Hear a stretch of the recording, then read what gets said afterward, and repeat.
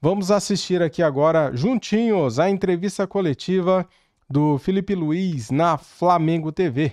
Vamos ver o que ele vai falar desse empate contra o Internacional em 1-1, galera. As imagens são da Flamengo TV, link na descrição como créditos. Vamos lá. Boa noite, Felipe. Léo José do Coluna do Fla. Já aproveitando o final da resposta sobre o Táchira, esse primeiro jogo do Brasileirão contra o Internacional já se mostrou um nível de competitividade um pouco diferente do que a gente viu no Campeonato Carioca. E agora a gente vai ter um Flamengo e Táchira na quinta-feira. Esse jogo contra o Inter, ele já deu para testar algumas formas de jogo já de olho no Táchira? Ou o jogo contra o time da Venezuela vai ser tudo traçado do zero? Eu nem sei como eles jogam. Nem sei que sistema eles jogam. Nem conheço nem os nomes dos jogadores ainda do Táchira. Essa semana amanhã de manhã vou começar a estudar eles. O nível do brasileiro é muito diferente, mas nós tivemos 8 clássicos no último mês e meio.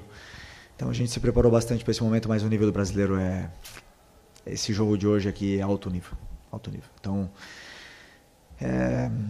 por mais que a gente queira preparar muitas vezes, né, um adversário, quando vem jogadores como Alan Patrick, Wesley, Valência, Borré, o nível é nível Europa. Esses jogadores são muito grandes, muito bons, e é difícil de jogar o campeonato. Então agora queríamos muito ter vencido esse jogo em casa, não conseguimos, porém são 38 rodadas, é um campeonato longo e vence o melhor e o mais regular.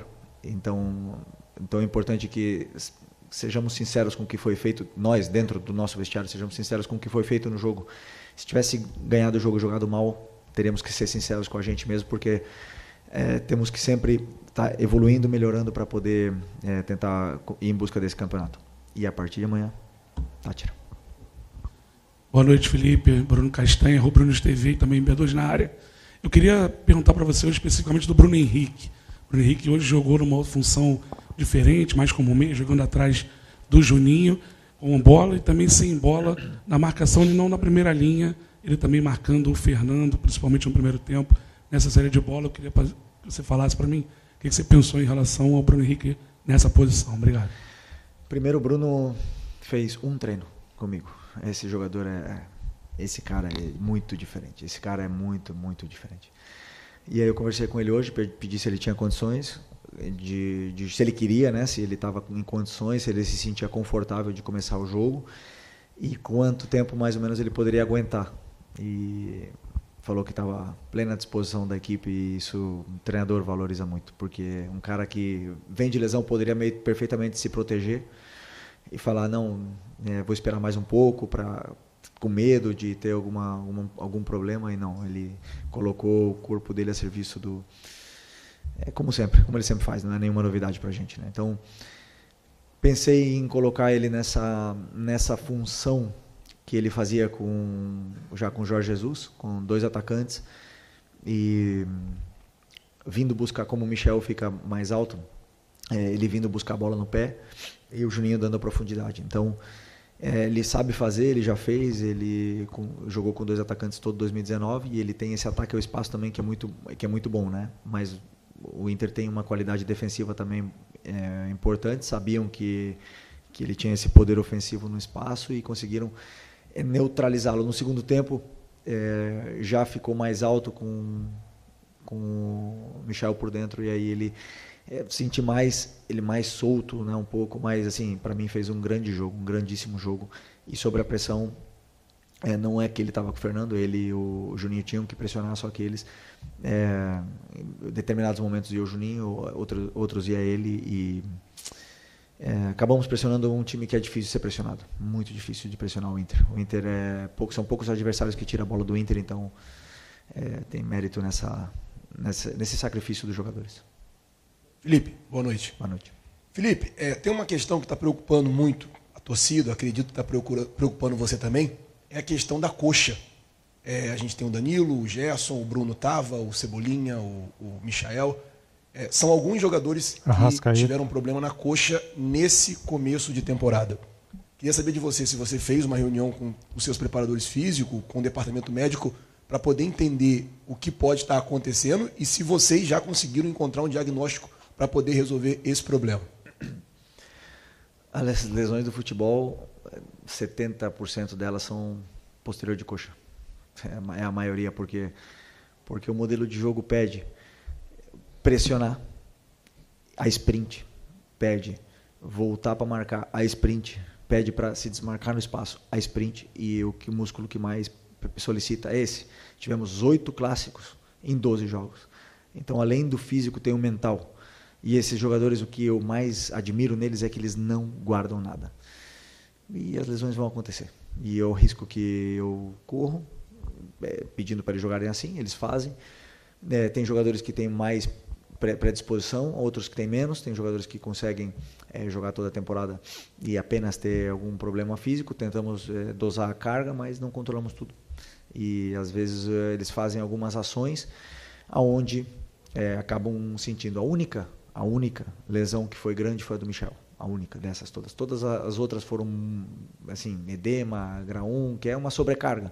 Só que tiram um jogador aí 10 dias, 2 semanas dos gramados, infelizmente, mas estamos trabalhando, claro, para poder... Eu acredito que agora com a sequência de jogos até melhore isso e eles se condicionem cada vez melhor para poder ajudar a equipe. Aqui Felipe, boa noite. Marcos Martinho do canal da QSRN. Você comentou sobre que qualquer desfalque realmente enfraquece a equipe. O Flamengo sente a falta do Vinha, do Pedro, e hoje sentiu, acho que principalmente as ausências do Gerson e do Arrascaeta, que são os principais meios de criação do Flamengo atualmente no plantel. Você identifica ou considera que o Flamengo talvez necessite de mais meias com essas características no plantel para poder repor as ausências deles? O que eu posso te dizer é que o Flamengo precisa e está fazendo, estar atento sempre ao mercado para poder sempre trazer aqui jogadores nível Flamengo, para poder levar mais ainda o nível da equipe. Não só estamos olhando meias, nós estamos olhando volantes, zagueiros, laterais, meias, atacantes, pontas em todas as posições para poder sempre elevar o nível da equipe. E posso te garantir que estão trabalhando muito bem, né? Muito. Muitas horas. Mas, como eu falei para vocês também, que dentro desse próprio elenco estamos bem servidos. Felipe, Fábio Barcelos, Família da Nação, boa noite. No ano passado, o Flamengo venceu o Campeonato Carioca e a temporada seguinte, né, aliás, a mesma temporada, o restante das competições não foi bom. De que maneira você vai trabalhar a mente, o mental desses jogadores para dizer para eles o que você dizia durante o Campeonato Carioca, que a temporada começa nesse momento, agora, que o Campeonato Carioca foi só uma pré-temporada? Ano passado ganhamos o Carioca e não ganharam, né, o Brasileiro, ganhamos a Copa do Brasil. Em 2019 ganhou o Carioca e ganhou o Brasileiro e Libertadores. Em 2020 ganhou o Carioca e o Brasileiro. Em 2021 não ganhamos nada. Então, assim, cada ano é um ano diferente, não tem nada, mas o que eu falo para eles é justamente isso. Agora começou a temporada para a gente. Por incrível que pareça, 8 clássicos, 2 finais, tudo isso, e o ano começa agora. Então já tem jogadores aqui, já tem um desgaste grande de seleção, de sequência de jogos, e o ano começa hoje. E infelizmente depois da data FIFA, né, que chegamos aí nesse... que não é fácil jogar depois da data FIFA, porque os jogadores estiveram se alimentando de um modelo diferente durante 2 semanas e vão chegar aqui agora e jogar do jeito que a gente joga. Não é nada fácil. Então tem muita coisa boa, e o que eu mais sinto é essa ambição que os jogadores têm de conquistar esse campeonato, e isso o treinador percebe. Eu sinto no dia a dia, na maneira deles trabalharem, então por isso que o ambiente está tão bom. Obrigado, boa noite, pessoal. Muito bem, temos aqui as estatísticas do jogo. Posse de bola 61-39, passes total 573 a 335, passes certos 90% de passes certos contra 79, passes errados 60-71, ataque, finalizações 16-5. Olha só o volume de finalização do segundo tempo, galera.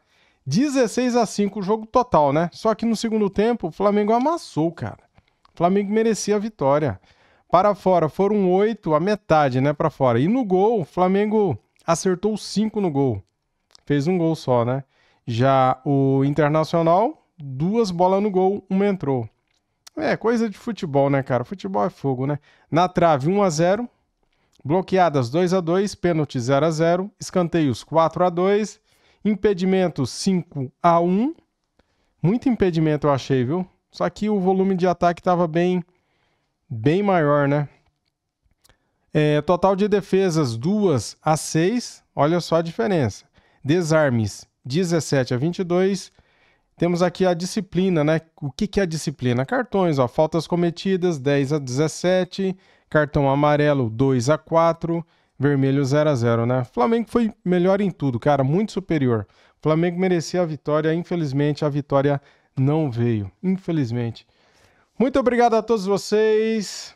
Tá aqui mais uma entrevista coletiva do nosso treinador Felipe Luiz, o nosso querido Felipe Luiz, que não quer nem saber de seleção, hein? Ele falou aí, só pensa no Flamengo, agora só penso no Tátira, Libertadores. É isso aí, galera, tamo juntos. Saudações rubro-negras. Fui!